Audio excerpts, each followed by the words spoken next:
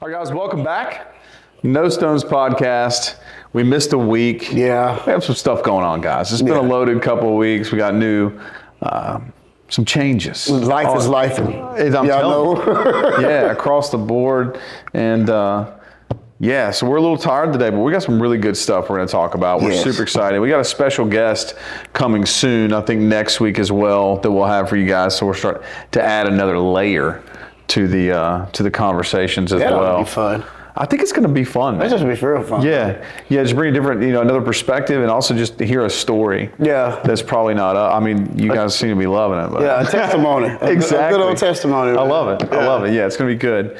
Really good dude. But before we get to that, obviously this week we have something really cool to bring to the table. We talk about apologetics. Yes. This is one of the best books I've ever encountered.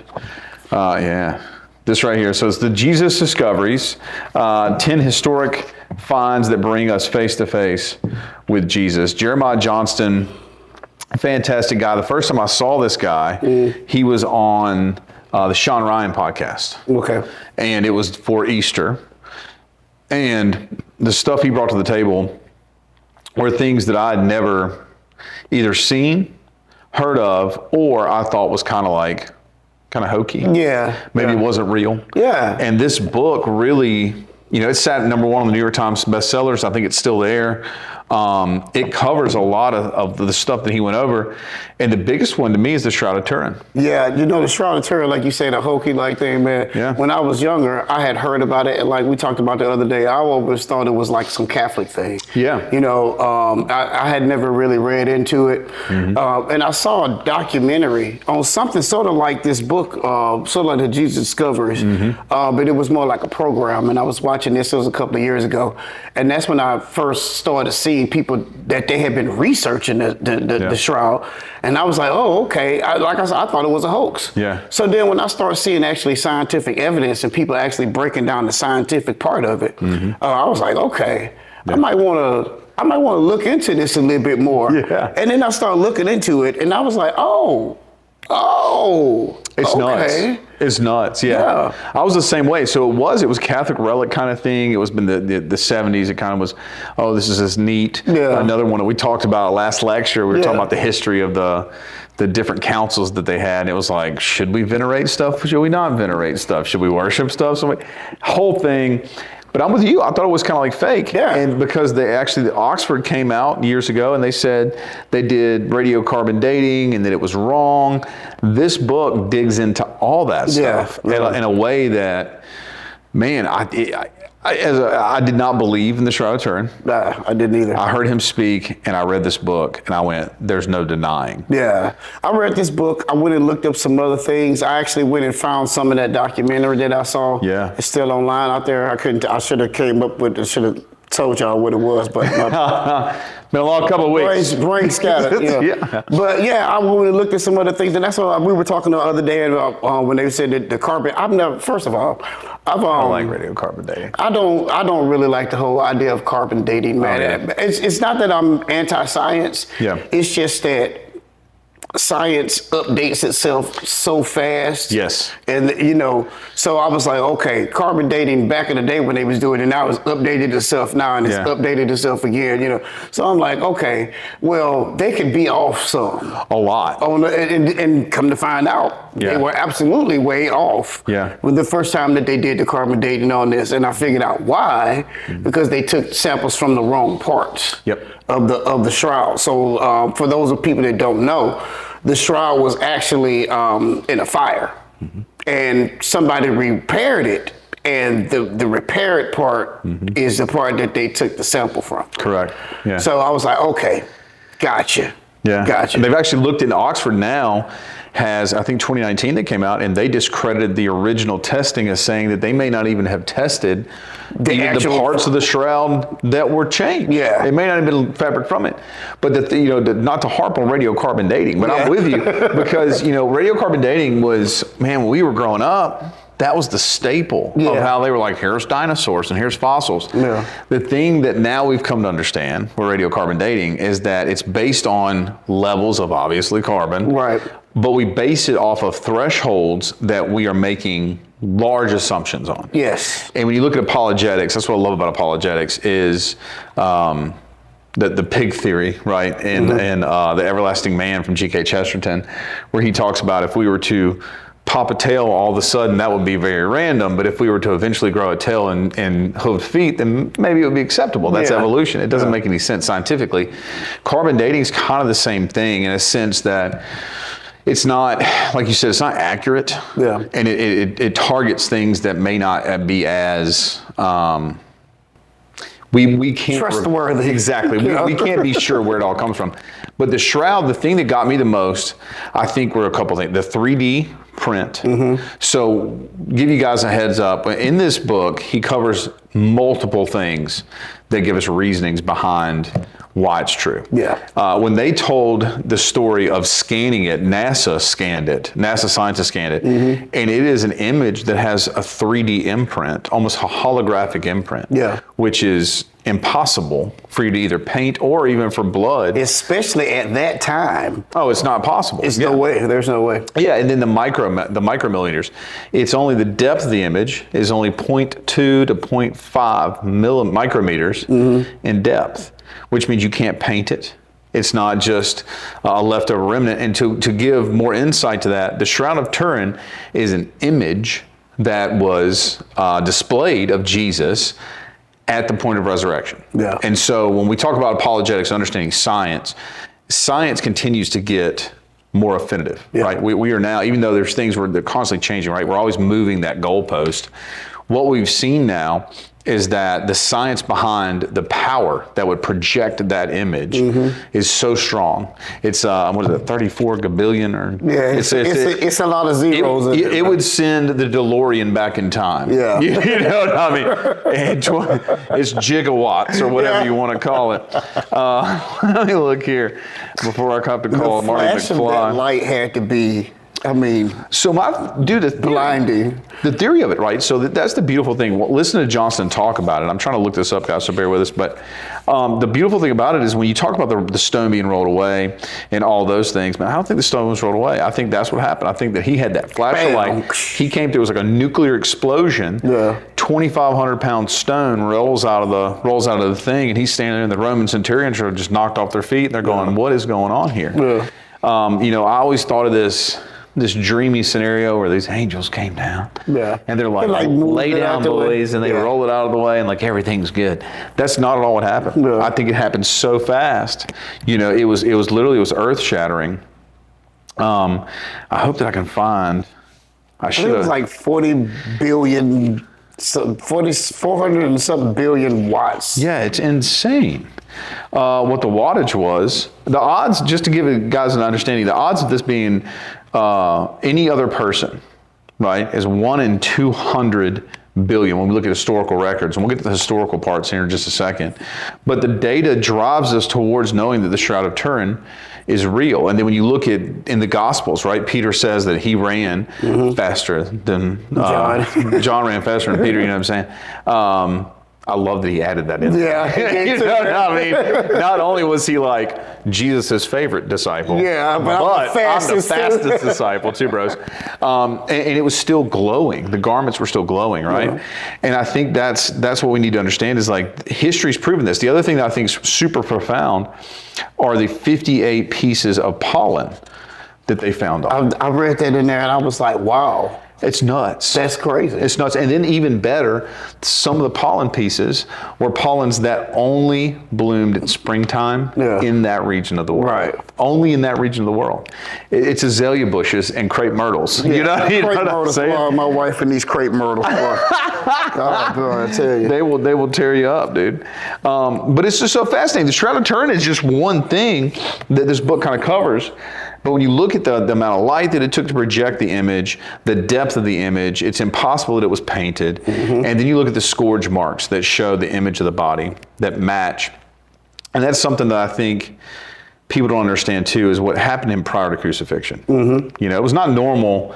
We look at crucifixion and nowadays we don't understand it, but it was not normal to beat the crap out of people like that. And then hang them on the cross. Yeah. That was not normal. No. The scourging that he took too killed The most hanging people. them on the cross was enough to kill. Oh, 100%. It was enough, especially like you said, like they said in history, they would break the legs of the person so that they would fall down, and they would basically suffocate themselves. So this guy's legs wasn't broken. Yeah, yeah. All of the scars on his body, even the crown of thorns, you know, and everything. And the crazy part about this is what I didn't know about the shroud.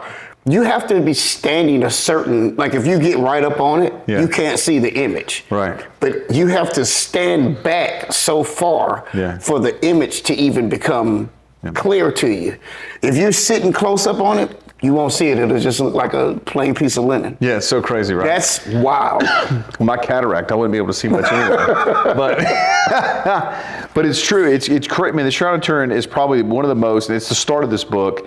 To me, it's one of the most interesting pieces that I would say that points to Jesus and the resurrection. And then when we talk about Christians and what we stand for and where we come from with our faith, the resurrection that's it. Without a resurrection, if the resurrection didn't happen, then like Paul said, our faith is and we are like the most pitiful people on the planet. 100%, like you feel bad. Yeah, you got to feel bad for us at this point, right? Yeah.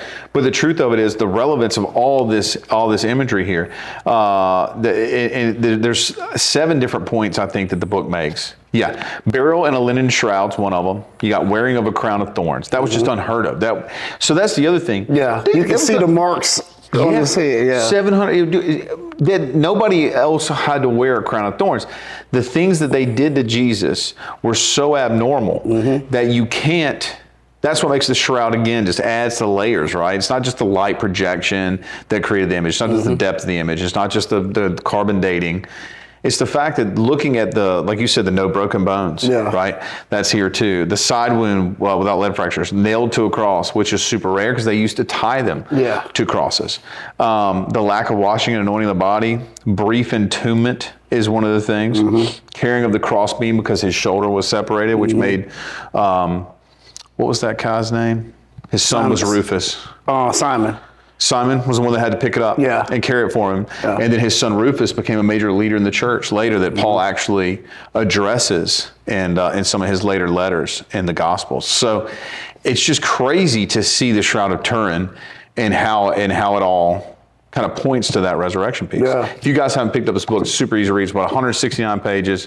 You'll fly through it, a slow reader a week. And if you haven't seen the Shroud of Turin, Google it. Yeah. And look at it and take a look at it and go through all of the stuff that we're talking about right now. It'll open your eyes to some things. Oh, 100%. It's in Turin, Italy. Yeah. It's still under the Catholic watch, but a family owns it, weirdly enough. So a family owns it, and they have gifted it. Is it the same family that's been owning it for generations? I think so, yeah. So they own the shroud, and they've gifted it to the Catholic Church for its display or whatever.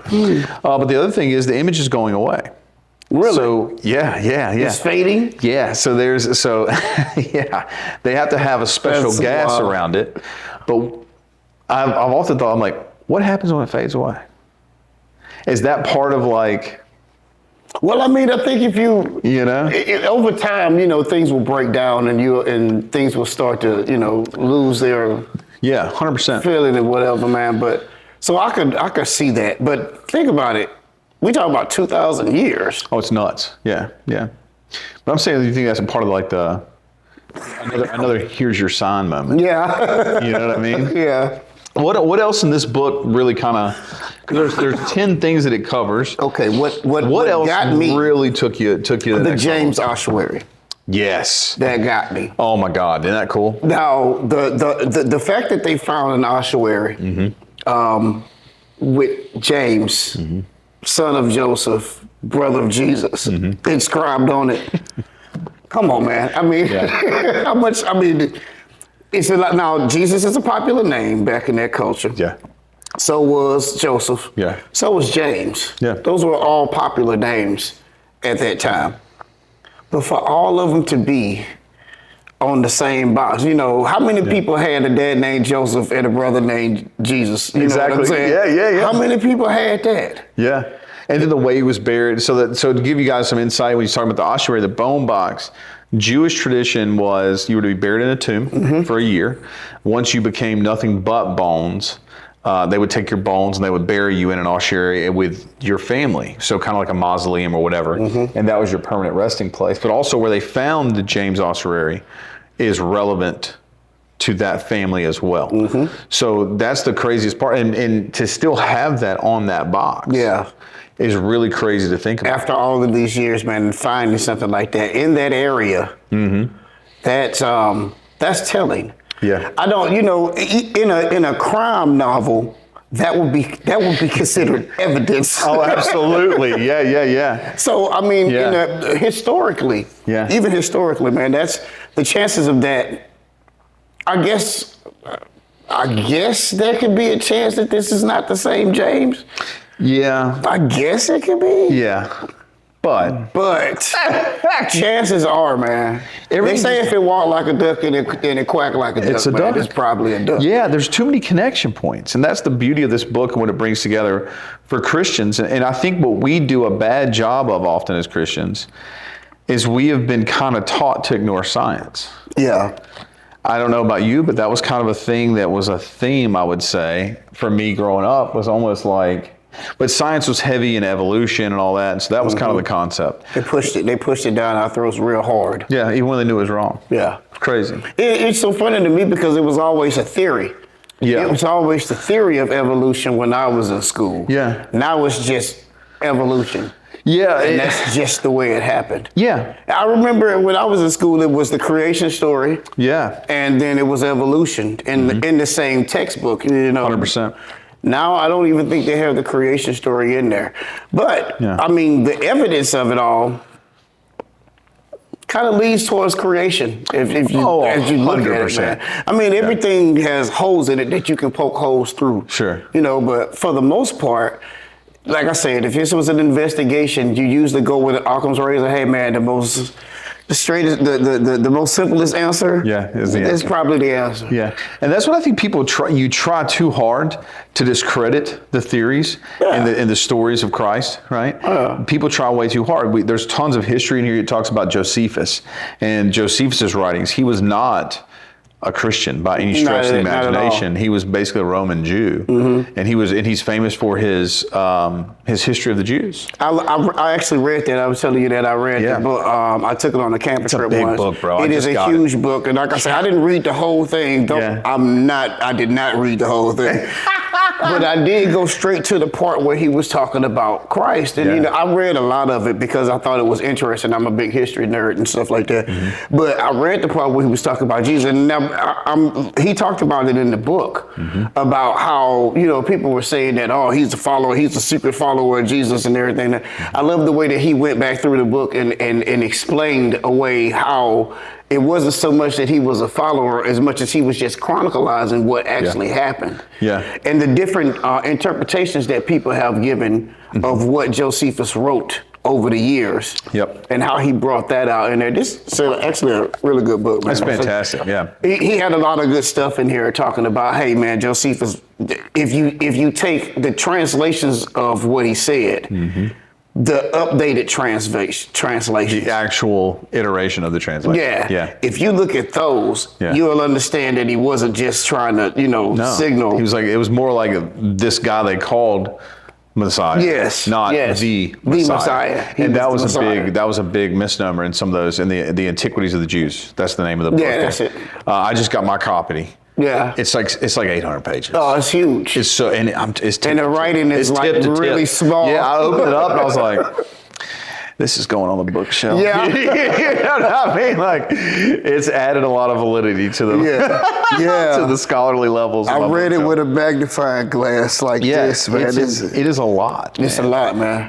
But it's cool because he literally wrote a history of Judaic tradition, the history of the Jews, right, over the years, through the Roman Empire, a little bit past the fall of Jerusalem again, I believe, in AD 70 is what he wrote through. And the covering of Christ, it essentially, there's so many pieces of it that don't point to going Jesus Christ was the Savior, because they wouldn't believe that. But it was like, man, there's a lot of weird stuff that went on back then. I love it. And then one of my favorites in here, they talk about the Jesus cup.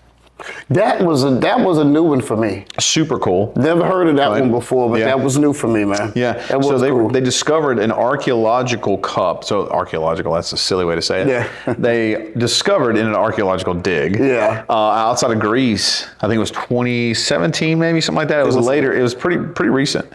It was a cup that had. It was a magician's cup, and it was using Jesus's name to give a spell. Yeah. And there's other pieces of history to where they see where pagans at the time were calling on the name of Christ to do magic, put on love spells, get rid of demons, all the things that we know Jesus did biblically. They were using, even the Jews, even the mystic Jews were using his name to do that. So you know that Shroud of Turin's real, he rose from the dead. You add in the bone box of James, which again solidifies his lineage, which is so important because that's one of the things people try and tear apart. And then you start adding in the magician's cup. Pontius Pilate, the Pilate Ossuary. That's so good. That was great right there. Yeah. The rock, the stone that they uncovered, Pontius Pilate's name on it. Yeah. All the other things. I mean, the fact that Pontius Pilate is actually a figure, you know, now in Roman antiquity, because they were trying to say, hey man, this guy doesn't even exist. Yeah, 100%. Now all of a sudden they got proof just popping up all over the place. Well, the further they dig, that's what it's on our webpage. Yeah. If you go to our website, No Stones Ministries, it says that when I was talking about Christian apologetics, and it's what we talk about, and the reasons that I especially, and I think we've shared this for sure. I believe you're kind of in the same category. Is the harder I dig, the concrete gets thicker. It doesn't crack. Absolutely. And that's what's happening, I think, with modern science now. If you're willing to accept it. That's exactly right. I think that's the next step, though. Yeah. I think as we continue on moving in the direction we are, time's linear, right? Moving forward. I think that the further people receive this truth through science, through discovery, through archaeology, the more it's becoming apparent. But also, we're also living in a society that it's more apparently false to believe truth. Well, boy, look at here, man, especially with AI and everything like that that's going on right now, man, because a lot of people said this the other day. I was in a conversation with somebody the other day. They were telling me, man, with AI and everything now, we're going to see something that's real. And we're going to say, oh, man, that's AI. Yeah. It's going to get to that point. Yeah. To where people are going to just dismiss it's hard to determine. Now, even some AI videos, right? The way that you can tell AI videos, for the most part, there's some that are really good. Yeah. And where you can tell it is look in the background. Yeah. For changes in things that are abnormal. Or the fingers or whatever, you know, like stuff like that. Absolutely. Wow. But it's really hard at times there was a famous chef lady. I'm trying to think of who it was, but I'm not on TikTok, but someone shared with me a video. And it was a chef, and I was like, pretty sure that's AI. Yeah. And she's like, no, she's famous. And I was like, look at the background. Yeah. And I started picking apart little tiny things. She was like, man, I've never thought of that before. And then you start noticing the big things. But AI is one that for sure. Yeah. But again, this is true in reality. This is real stuff. And we continue to find it. And I think our society just keeps moving further and further away from truth mattering. Yeah. That's a scary thing. Yeah, they're getting to you know what, the phrase that one of the phrases that I despise. Oh, I'm living in my truth. What does that even mean? I don't, if I could kick someone in the stomach. I mean, every time I hear somebody say that, man. My truth is not reality. If you're saying my truth, you're definitively, in my opinion, saying you just don't want to believe in reality and you're trying to believe whatever lie you're telling yourself. Yeah, and you want me to believe it too. Yeah, absolutely. Yeah. And it's usually based around some type of feeling. It's usually based around how does stuff make you feel? What do you feel about this? Whatever it may be. Fair, unfair, all the crap that's out there. Well, see, that's the crazy part to me, though, because I remember, like, science used to be the way to find out what the truth is. 100%. You know what I'm saying? Now we're having biblical scientific evidence of things being true. People just dismiss it away. Yeah, absolutely. Just dismiss it away. Like, oh, I don't care about that kind of stuff. Yeah. What do you mean you don't care? You're right. That's the crazy part. Is you go, this is factual. 2 + 2 = 4 here, and they go, you know what? I just don't believe you. I just think 2 + 2 is 5, and I'm just ride with this 5 thing. And I go, no, I have 5 fingers. Like, nah, I'll take your word for it. Yeah. What the hell does that mean? Yeah. You know what I mean? What we doing over here, man? It's the craziest thing. The Bible translations. That's another one. They talk about the Dead Sea Scrolls. Oh yeah. I'm going to tell you one that really cracks me up. Wall Street Journal. So at one point, that's wild right there. These Bedouin tribes are out just shepherding their sheep, and they go in a cave, and these guys go, huh, look at these clay pots right here. Yeah. I wonder what's in this. So I think what I heard was some dude was throwing rocks, and he heard the jar break. Yeah. And so they went in there and saw, and that's how they found all of these clay jars. The next thing you know, it's in here next to a small established manufacturer desires a sales representation ad. That's the Dead Sea Scrolls. In the Wall Street Journal, in the classified ads. And the crazy thing, so I was having a conversation actually recently about biblical teaching, about the Bible, and the very intelligent person, they go, well, the Bible's been changed so much. I hear that so much. So much. You know, where was it changed? Well, and I think people think the different translations is where they get that concept, and you have to kind of explain the translation piece. But the thing about the Dead Sea Scrolls, while that was such a massive discovery, and honestly, for a while, I remember that kind of being like, oh, we don't talk about the Dead Sea Scrolls. Yeah. Like in church, they were like, oh, we're not talking about that. And I'm like, why? Because of all the extra biblical, non-canonical writings that was found. Yeah, there was a lot of them. Yeah. But to me, man. But focus, people. Yeah. Look, everybody's got stories, right? You know what I'm saying? Like, and who was it? It was Wes Huff, I think. He said, when you look at these things, you got to realize that there's a fiction section and a nonfiction section in the library of God. Yeah. And there's been writings like the Book of Enoch that were not written. They were written. The Book of Enoch was clearly historically written sometime between the dead period, is what they call it, the 400 years behind between the prophets Malachi and Matthew and Jesus coming. And that's okay, because it's still got some cool stuff in it, but there's historical inaccuracies in it as well. But it was passed down verbal stuff that was eventually written down by somebody in the name of Enoch to go, they're trying to make sense of what they was reading, what they were, the stories that they were hearing. Exactly. Yeah. Well, I mean, like the Genesis and Exodus were not actually originally called Genesis and Exodus. Right. They're the Book of Moses 1 and the Book of Moses 2. Because Moses was inspired to write those stories down, because prior to him, we weren't jotting down stuff. Yeah, we didn't even have squiggly lines back then. Yeah. You know what I mean? So they were known as that. And then you had the prophetics, and for instance, a lot of the prophets were written under Jeremiah, and so there's even parts in the New Testament that are quoted as Jeremiah, and it's actually different books. Because everybody just referred to it as Jeremiah, because you knew that's the book that it fell under. Yeah. Have you ever heard of this new theory that Moses didn't actually write the Tanakh? Yeah, they're saying that the Tanakh actually had like a couple of different authors, and it wasn't necessarily Moses. And this is a new study that's going around. I shouldn't say new. I think this is maybe about 70 years old. Really? Yeah. Where they're saying that Moses was credited with writing the first 5 books, but he's not necessarily. They're saying that Jeremiah wrote some of them. Yeah. Not Jeremiah, Joshua. They're saying that Joshua wrote some of it. No, I knew he was a warrior. He was sword fighting people. He wasn't writing crap down. He wasn't a thinker. Yeah. you know what I mean? Yeah. He was out blowing trumpets, bringing walls down. That was his thing. You know. No, it's crazy to look at that, but the Dead Sea Scrolls piece, it affirmed everything in the Gospels. Yeah. The accuracy of the Isaiah scroll is insane. Yeah.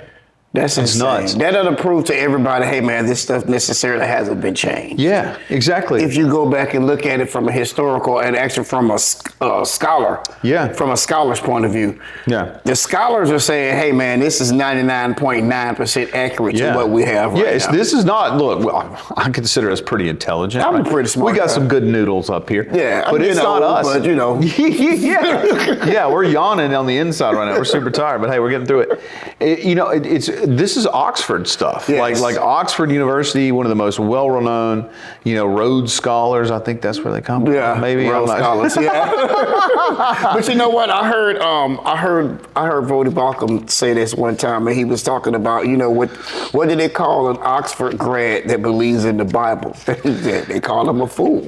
Yeah. It doesn't matter whether you graduate or went to Oxford. If it's biblical from Oxford, nobody wants to hear about it. Yeah. You know what? Jeremiah Johnston, actually, he studied at Oxford, and he was talking about his thesis on the resurrection. And he had some of his professors pulled him aside, and they went, you don't actually believe this. Yeah. Like, this is like just a story. Yeah. And so then he started showing the science, and then he met, many researchers, and they put it all together. And that's what's so great about this book, is that it takes so many different points of research. It combines them into one easy to read, quick spot to go, what about this? What about this? All the things that you would have questions about. Yeah. It fills it. You talk about other writers in history that mention Jesus, right? Tacitus, Suetonius, Pliny the Younger, Celsus, Lucian of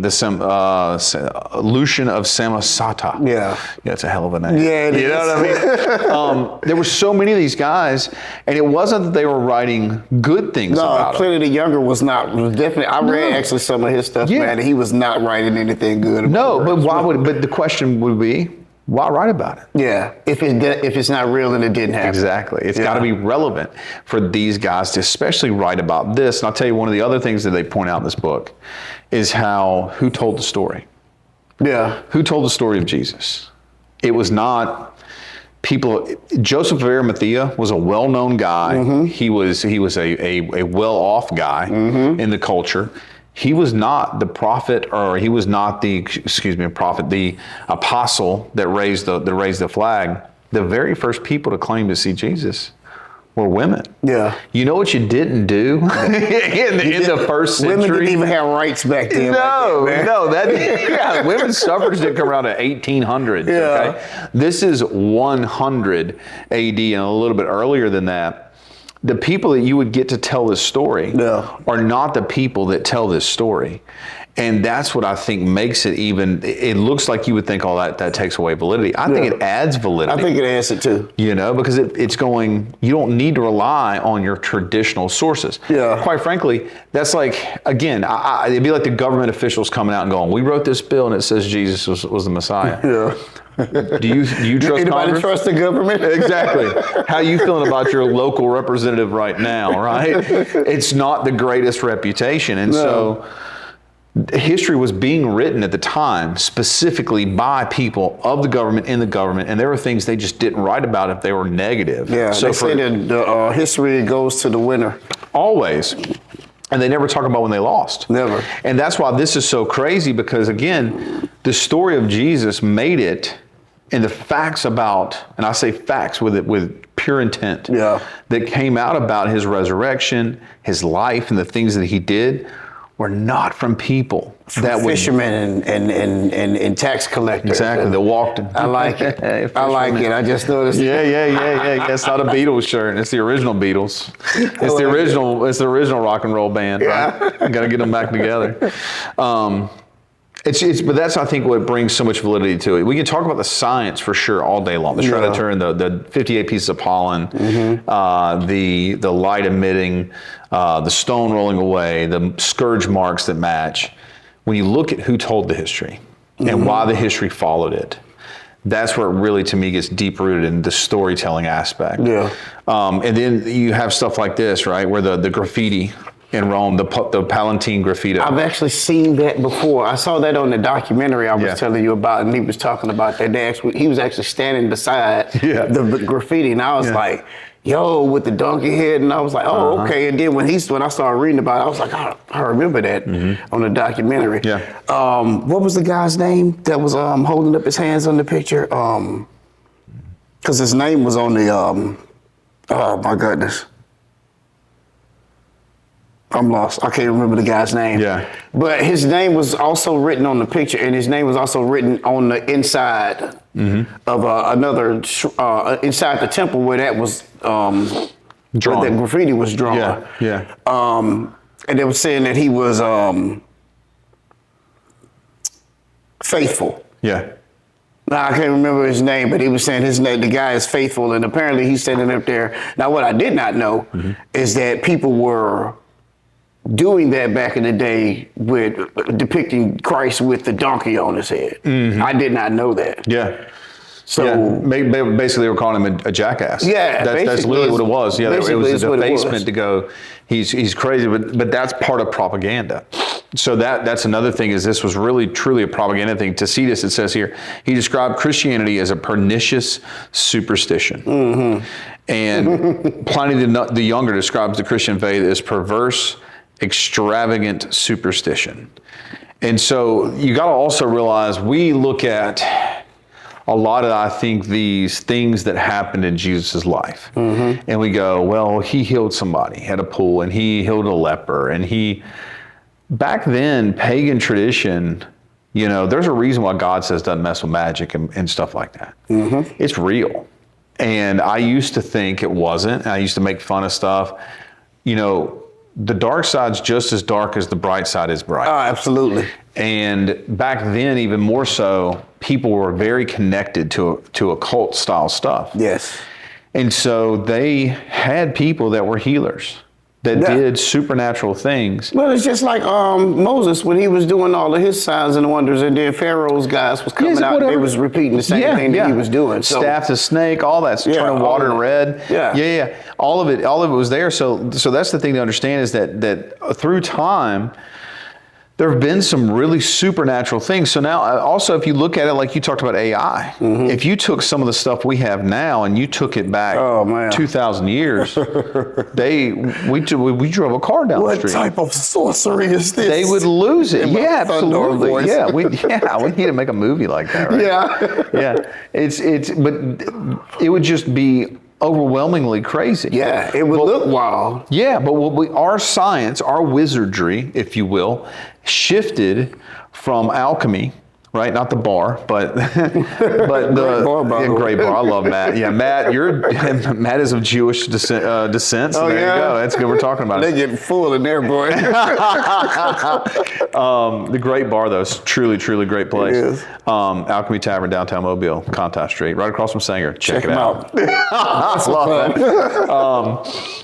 But no, so knowing that our alchemists now, our science-driven, miraculous stuff now is based on toying and tinkering and building technology. Yeah, I heard a guy say one day, he was like, man, the scientists nowadays, they work in laboratories just like wizards did. They work in cauldrons, they mixing chemicals and stuff like that.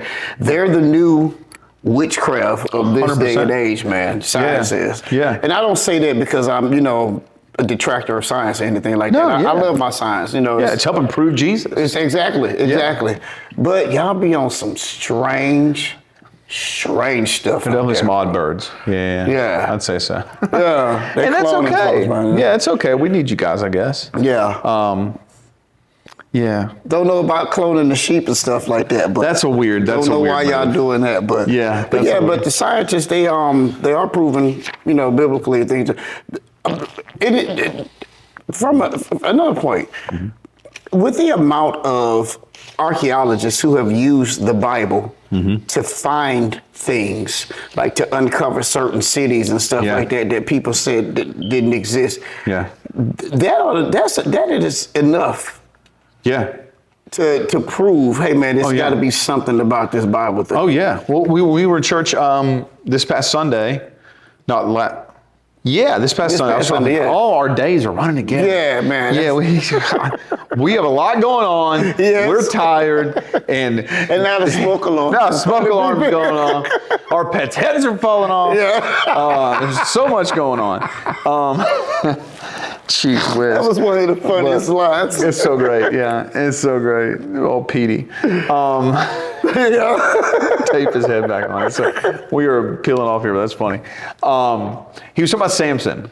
Yeah. And Samson, so a lot of people go, oh, that's a cute story. Yeah. That guy, he got blinded and his hair got cut. No, it's a good story. Yeah. You know that they found The temple. The temple of Dagon. Yeah. They have found the location where there is 100% two major pillars and the design matches archaeology that were separated, and they can tell that a roof collapsed.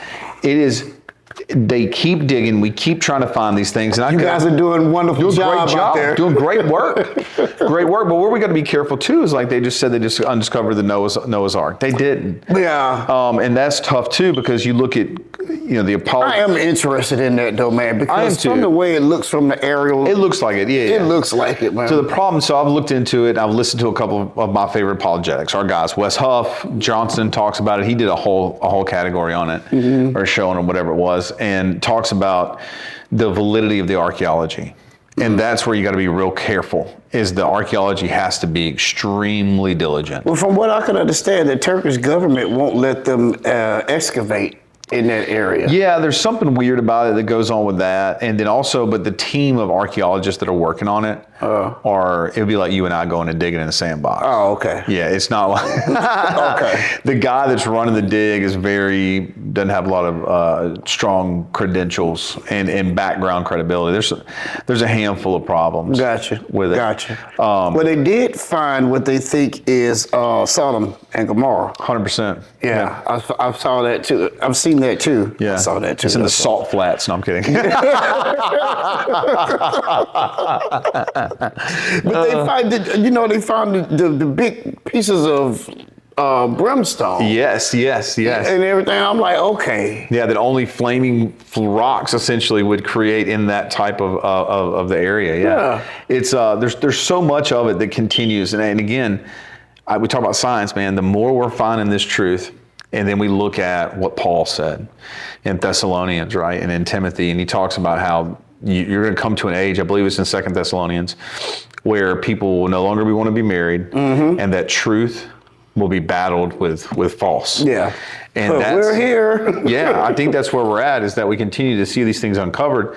And, faith is entrenched through fact. And Johnston, I've heard him say that. He said in the Sean Ryan podcast, Sean Ryan said, aren't we supposed to have faith? And Johnston said, well, yeah, but fact helps build faith. Yeah. If Jesus would not have shown up, at I think it was Peter's house or whatever house that the apostles were at, and said, hey boys, I'm here, we wouldn't have the Christian faith that we have now. Exactly. If he wouldn't have come back and spent 40 days on earth after his resurrection and said, when Mary Magdalene wraps her legs or her arms around him, when you read the actual direct translation, do you know what it says?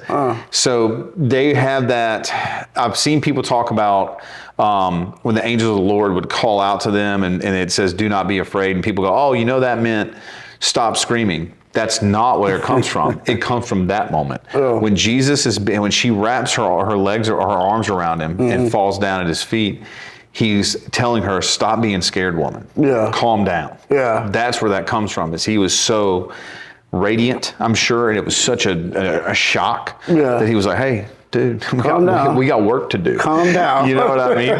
Yeah. So that's crazy to think about. But I think, that's just, to me, that's just fascinating.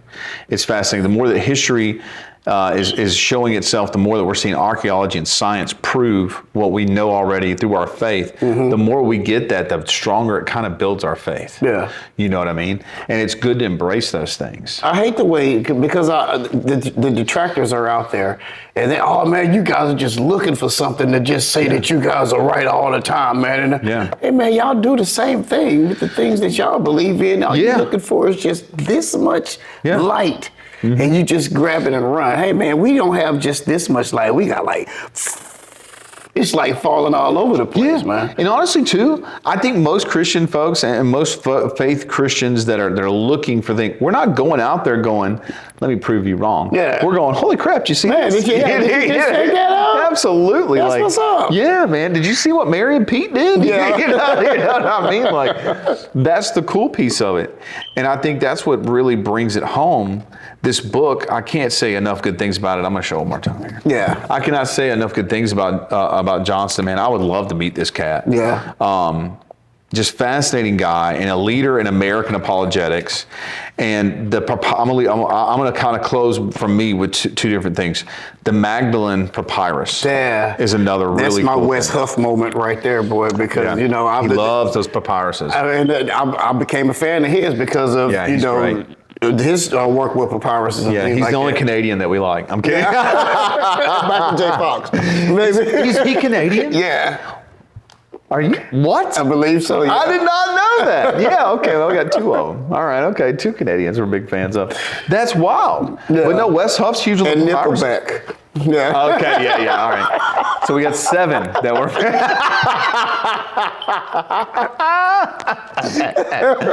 We got 7 that we're fans of. God, quit throwing them out there. Yeah, I'm sorry. Wayne Gretzky, big fan. Yeah.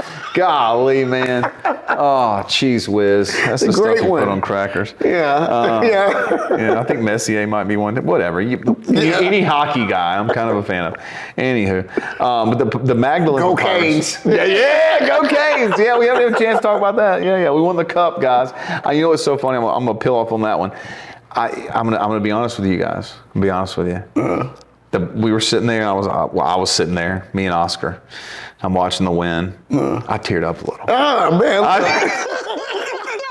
I've watched Auburn win a national championship. I've seen so many great moments in sports that I've been a fan of. And I think it was the Florida 4 overtime game till 2 a.m. that I was physically at in Raleigh. Yeah. Watching this team, man, it made me tear up a little bit. Hey, man, I teared up a little bit when the Rams won that Super Bowl a couple of years Yeah, I ago. believe it. Yeah. So you know exactly what I'm talking about. You know what else makes me tear up? The Magdalene Papyrus. Yes. Good segue. Yeah.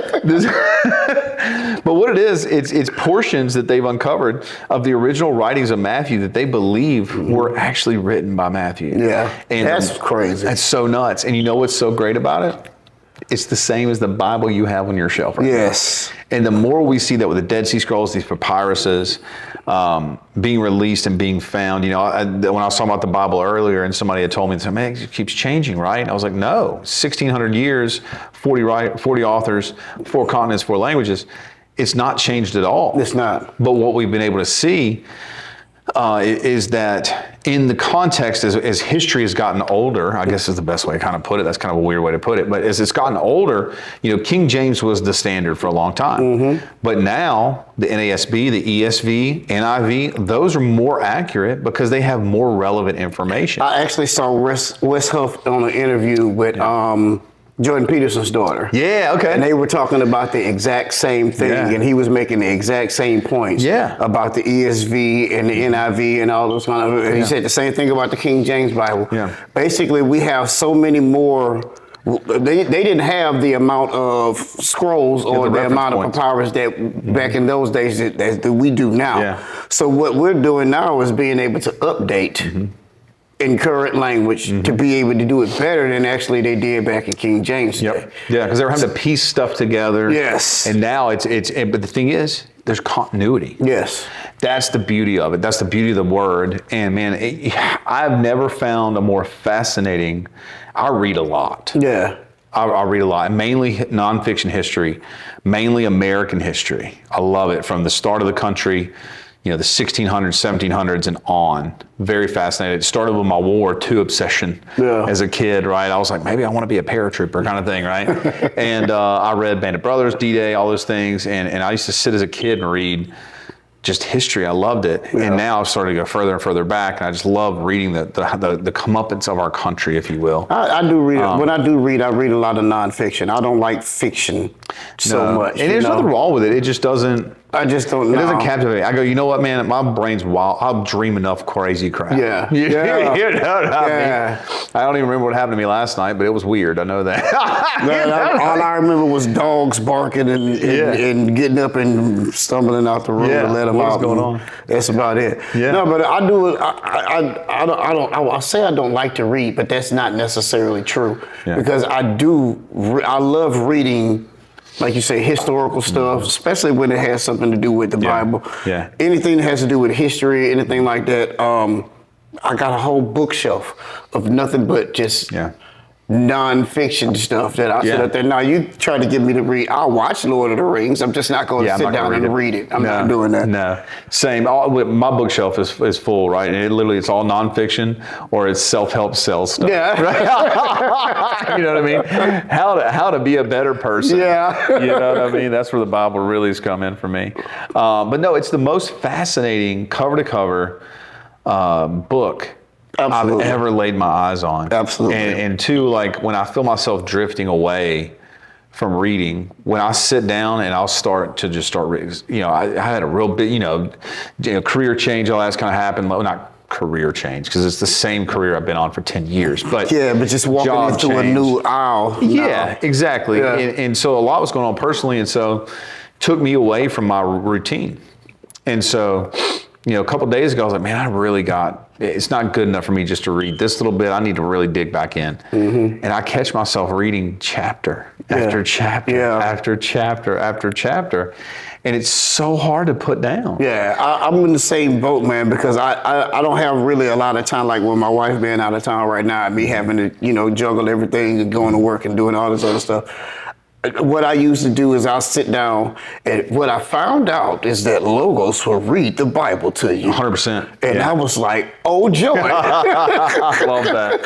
Yeah, dude, that's so fantastic. I'll put it on while I'm washing dishes. I love that. Or while I'm editing something up and stuff like that. I usually put it on and it's in the background and I'm listening to it. And then I find myself sitting there like this, like for 20 minutes. And I'm like, man, I'm supposed to be editing something. And then I have to jump back into what I'm doing. Fascinating. And just the words coming to my ears and being able to listen to it and picture it in my head. Yeah. It's wonderful. It's so great, dude. How do you like the ESV? I actually love it. Good. Yeah. Actually, I have my study Bible is the NIV. Yeah, I love that. I actually like this ESV way more than like really. NIV. I don't know why. I love that, dude. I don't know why, but but I love it though.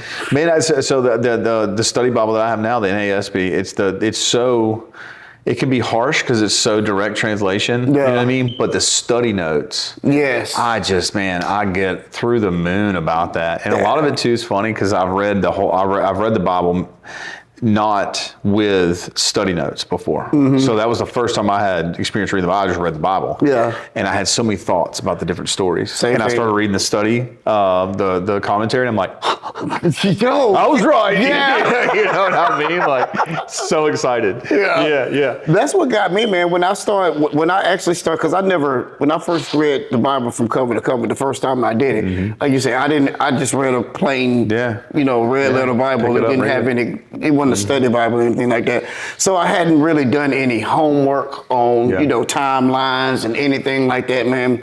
So I was like, oh, okay, I'll see what this is. And now, the second time when I finally got a Bible with a timeline and like a pre-verse before that they tell you, hey, who wrote this book and all of this kind of, that's when my studying really jumped into gear. And then when I got that, my NIV notes, study notes and stuff like that is probably, I haven't really looked at the ESV notes. Mm-hmm. I just been reading it. Yeah. You know what I'm saying? The NIV thing that I got to study there is wonderful. I love that. Man, the historical stuff they put in there is absolutely wonderful. It's funny, man. I wrote my NIV. It is just minor, like here's what the Masoretic text, here's what the Septuagint says. Yeah. It was very minimalistic notes. Yeah. So I have written all over that Bible. So when I bring to church with me, and it was so funny. My mom, I was sitting with her last Sunday, and he was like, "Oh yeah, the men came to sell Delilah on the concept of what can get to Samson." Yeah. And I did the math of what the shekels were. It was $37,000 per person. There was one more. This is a funny one too, and I mean I close it out for me. You know what I mean? But in Acts, when Paul's talking about going to the city and they take the books of magic and they convert and they burn the books. Mm-hmm. So everything about the Bible is fascinating. So the gold that David had, for instance, just the gold is 45 truckloads. Yeah. So if you took the weight and measured it out and you put the gold on a semi-truck trailer 53 foot long today, the max weight's about 42 to 45,000 pounds. That's crazy. There are 45 truckloads of just gold that these guys are moving around on. Crazy. But the scrolls in the New Testament, when they convert, They say that there's a day that they have a ceremony, essentially they're burning all their books of magic. They're getting rid of all these pagan traditional texts. And I did the math because they tell you how much each one's worth for a day's wages for a year. Yeah. So I converted it. It is $8.9 million worth of books. Do you know how many books that is? That's a library. That's a congressional library. So when you put that into, that's what's beautiful about the Bible too, is when you start putting those things into perspective, you start to realize like, this is game changing. This isn't some like hippie story. This isn't some feel good thing. This isn't some craziness. It's reality, true to the form and the core of science. It is factual information that is recorded in history to the tune of, why would people do that? Yeah. Why would you throw $8.9 million worth of stuff in a bonfire, basically? In one day? You wouldn't. Yeah. Unless something so profoundly life-changing happened to you. And you joined on. Yeah, there's no other thing to explain. Think about all the apostles, man. They all died horrific deaths. Who is going to go to their grave kicking and screaming about something that they know is a lie? Yeah, it's not possible. Not that many dudes over that amount of time. Yeah, no way. It's just, it's crazy to me, man. And then poor John, they couldn't kill him. Yeah, man. I heard so many stories. Bubble him up in tar or something. Yeah. God, man. Yeah. Throw him on Patmos. Yeah, just throw him out there, man. And then he writes Revelation. Yeah. He should probably have out burned there him. all crippled and whatnot. Yeah, man. dude, that's crazy, right? But it's so true, man. So many people died to bring this story so we could live and live in Christ Jesus and live with faith and with hope and with love and with grace and with understanding and remembrance of why we're here. And it's just so much greater. Yep. So much greater. I agree. Guys, that's what we got, I think. That sounds good to me. Yeah, and you know what the beautiful part is? We'll see you in eternity.